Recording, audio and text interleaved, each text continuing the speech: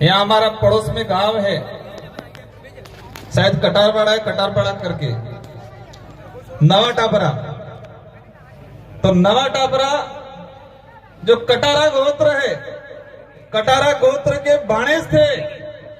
तो जो कटारा है उनको जोर से बोलना पड़ेगा, और क्योंकि कटारा कभी कभी कहते हैं कटारा कट जाएगा, लेकिन कटारा झुकेगा नहीं कहते हैं। तो इस लड़ाई में सबसे पहले कटारों को आना है, और कटारा के साथ में हम कंधा से कंधा मिला के खड़े रहेंगे।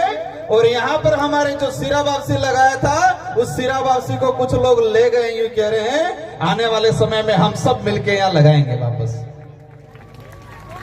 हम क्या थे, हमारा समाज, हमारा खून क्या था, हमारे पूर्वज कितने ताकतवर थे, और इन पार्टियों वालों ने हमारे लोगों को कितना गुलाम बना दिया था। लेकिन ये एक मंच, ये विचारधारा, इस विचारधारा ने हमारा जो समाज, इन संगठन वालों ने मानसिक रूप से गुलाम बना दिया था, वो वापस खड़ा हो गया है। और अब खड़ा हो गया है तो उसने नीस ने वो स्थायी जवान हुए। अभी लगभग 12 बजे से कार्यक्रम स्टार्ट है। सभी वक्ताओं को अपना समय निर्धारित करके दिया है। कई वक्ताओं ने अलग अलग प्रकार की यह बातें बताई, बहुत अच्छी अच्छी बातें बताई। आज ये इतिहास में नाम दर्ज होगा, हमारी आने वाली पीढ़ी पढ़ेगी कि हमारे पूर्वज एकत्रित हुए थे और सभी ने मिलकर चंदा करके इसको समतल कराया और आदिवासियों के लिए ये रिजर्व कराया। इतिहास में पढ़ा जाएगा। अभी कल पौधे लगाए, आज पौधे लगाए। हमने भी एक अभियान चलाया। 84 विधानसभा को सागवाड़ा विधानसभा से जितनी गाड़ियां आई, प्रत्येक गांव से एक एक पौधा आज लगा के जाएंगे। हम भी आज हमारी विधानसभा से प्रत्येक गांव से एक एक पौधा इस बेणेश्वर की धरती पे लगा के जाएंगे, और कभी कभी पानी भी पिलाने आएंगे यहाँ पर। अभी आज हमारा समाज को किस तरह एक नई दिशा दे, कैसे संगठित करे, हमारे समाज के सामने क्या आपत्ति आ रही है, क्या क्या कठिनाई आ रही है। सबसे बड़े कठिनाई पाखंडवाद को लेके हमारे कई वक्ताओं ने अपनी बात रखी। मैं एक छोटी सी बात कहूंगा, एक कहानी के माध्यम से इसको समझाना चाहूंगा। इसको आपको गौर से सुनना है। एक गुजरात के दो बाबे थे, और वो गुजरात के दो बाबे यूपी में एक संध्याकालीन पाठ पूजन करने गए थे। गुजरात के बोधो मत समझना जाना। हाँ, गुजरात के दो बाबे थे, यूपी में पाठ पूजन करने गए, और गुजरात से ट्रेन में गए। यूपी में वहां एक जिला था, वहां उतर के गांव में गए, और उनको रास्ता नहीं पता था कि वो पाठ पूजन करने जा रहे हैं। उस जगह का नाम तो पता था, लेकिन रास्ता नहीं पता था। और रास्ते में एक छोटा सा बच्चा मिल गया, और इस बच्चों को उन बाबों ने पूछा कि बेटा उस फलानी जगह जाने के लिए कौन सा रास्ता है। तो उस बच्चे ने कहा बाबा उधर से इधर जाना, उधर से उधर जाना, आगे से दाएं मुड़ जाना। तो बाबा बोला मेरे को समझ में नहीं आया। तो बच्चे ने कहा, फिर कहा इधर से उधर मुड़ जाना, उधर से उधर जाना। तो बाबा ने कहा बच्चा मेरे को इस रास्ता दिखा दे। उस बाबा ने उस बच्चे से क्या कहा कि बेटा मुझे रास्ता दिखा दे वहां जाने का। तो बेटा वो बच्चा उस बाबा को पकड़ के लेके चलने लगा, और उस बच्चे ने पूछा बाबा को कि बाबा कहां से हो। उसने कहा गुजरात से हूं, यहाँ क्या करने आए हो। तो संध्याकालीन शाम को पाठ पूजन करूंगा। तो बच्चे ने पूछा उस पाठ पूजन में क्या करोगे। तो उन्होंने कहा मैं वहां लोग आएंगे और उन लोगों को मैं स्वर्ग का रास्ता बताऊंगा। तो बच्चा जोर जोर से हंसने लगा, और फिर कहने लगा जिस बाबा को खुद का रास्ता नहीं पता है वो खाक स्वर्ग का रास्ता बताएगा। जिस बाबा को खुद का रास्ता नहीं पता है वो खाक स्वर्ग का रास्ता बताएगा। एक छोटे से बच्चे को ये बात समझ में आई, और हमारे लोग चिल्ला चिल्ला के कह रहे अभी तक किसको समझ में नहीं आ रहा ये पाखंडवाद क्या चीज है। मतलब एक बच्चे को समझ में आ गया कि जिस बाबा को खुद का रास्ता नहीं पता है वो खाक स्वर्ग का रास्ता बताएगा। मार तरफ थे કેટલો બસ કામ થઈ ગયું લાગે।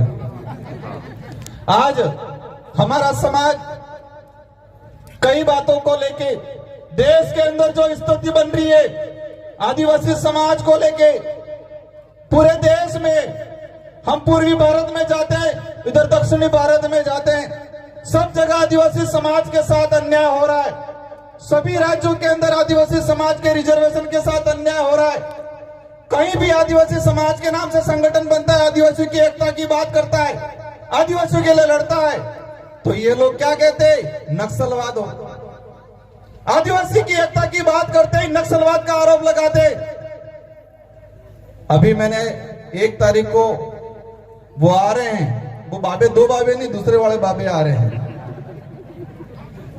और आज के बाद से पूरे बिल प्रदेश के अंदर, मध्य प्रदेश, तत्कालीन वर्तमान का मध्य प्रदेश, गुजरात, महाराष्ट्र, राजस्थान के अंदर हमें एक अभियान चलाना है।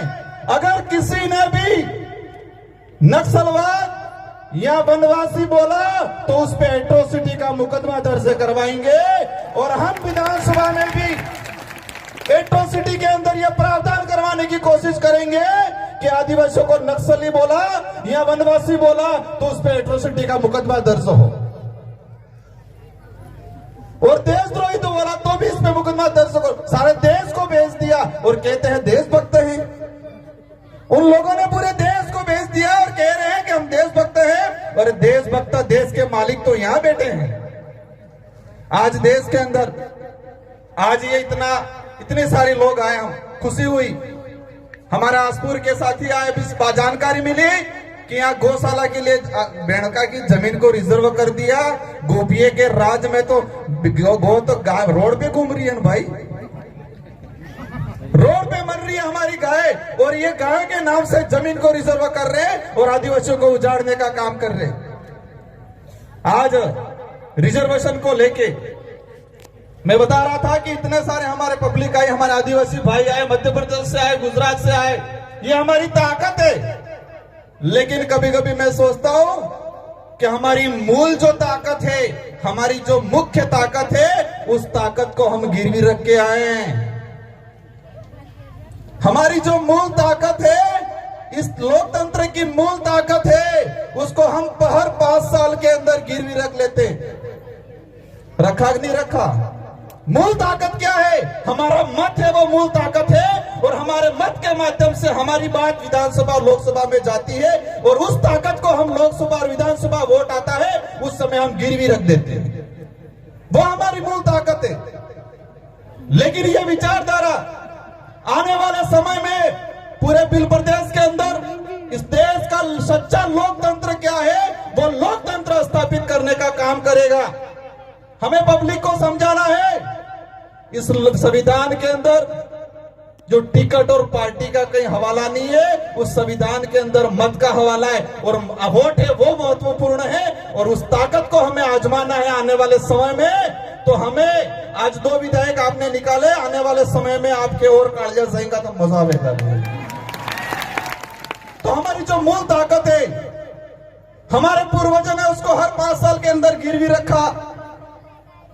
हाँ, आसपुर वाला ने भी 2018 में रख दिया है, 2023 में बारी आ रही है, उधर बांसवाड़ा वाला ने भी रख दिया है। तेवे पूरू अटला समय थे कि जी मिल्यू है गन्ने, अटला समय थे कि हमारे से वोट नोनी 2 रुपयों की दो है, एना समय आवी गयो है, और ब्याज सहित, चक्रवर्ती ब्याज सहित है तो पासो लेवो है, रिटर्न है। लेना है कि नहीं लेना है? क्योंकि हमारा लोकतंत्र के अंदर प्रावधान है पब्लिक का राज, जनता का राज। तो सारी जनता नहीं जा सकती है, लेकिन जनता द्वारा चुना हुआ एक जनप्रतिनिधि विधानसभा और लोकसभा में जाएगा। आपकी सोच के अनुरूप, आपकी विचारधारा का आपके द्वारा सिलेक्शन किया हुआ आदमी जाएगा, तो उनकी कभी हिम्मत नहीं होगी नक्सलवाद, वनवासी बोलने की हिम्मत नहीं होगी। विधानसभा में हम दोनों ने ऐसा बोला, विपक्ष वाले पहले हमेशा वनवासी भूल गए, वनवासी कहना भी थोड़ा थोड़ा भूल गए। जनजाति से वनवासी से अभी जनजाति पे आ गए हैं, और आप चिंता मत करो, आने वाले समय में जनजाति से आदिवासी पर भी आ जाएंगे। आज हमारे पूर्व वक्ता शायद संचालक महोदय पीछे खड़े हो गए हैं, लेकिन मैं आप सबको एक बात कहना चाहूंगा, आज जिन वक्ताओं ने जो बात बोली है, यहाँ पर सिर्फ तालियां बजा के और यहाँ पर हमें सीना चौड़ा करके इतना ही करके भूलना नहीं है, ये बात गांठ बांध लेनी है और समय समय पे उसका मुकाबला करना है। गांठ बांध के घर पे ले जाना है, घर पे ले जाके गांव में बताना है और पूरे आदिवासी समाज को और आने वाले समय में देश लेवल पे पूरे एससी समाज को, ओबीसी समाज को, तीनों जो पिछड़ा दलित है, हमारे दलित भाई भी आवाज उठाते। मैं दिल्ली गया था, जेएनयू के अंदर आवाज उठाते, उनको मायावादी का दर्जा दे दिया जाता है, उन पे भी आरोप लगाया जाता है। ये देश की लड़ाई है, हम सब की लड़ाई है, हम सबको मिल के लड़ना है और आने वाले समय में बताएंगे कि यह कालिया जागी गया ही है और वे तुम्हारे बहकामा में नया बना है। आने वाली पीढ़ी को हमें अच्छी शिक्षा देनी है और शिक्षा के माध्यम से हम लोग अच्छे जनप्रतिनिधि, अच्छे अधिकारी, अच्छे प्रेस वाले भी, अच्छे पुलिस में भी हर जगह अच्छे लोग भेजेंगे और आदिवासी समाज के अस्तित्व को, आदिवासी समाज के रिजर्वेशन को, संस्कृति को बचाने का काम करेंगे। बेड़का के जो डिमांड है जमीन का, सरकारें कह देती है आदिवासी महाकुंभ, लेकिन उन सरकारों को शर्म आनी चाहिए, उन्होंने आदिवासियों के नाम से यहाँ पर कुछ नहीं किया आज तक। कई बड़े बड़े नेता है, आदिवासियों को सिर्फ भीड़ तंत्र बना के रखा, लेकिन उनको भी एहसास कराना है कि यह खजूरम मंबरीम पुटलिम पेशावाड़ा नहीं रह जावे, या कालिया जागी गया है और तमन समय आवे त्राण तुम्हारे रोकवानो काम करेंगे।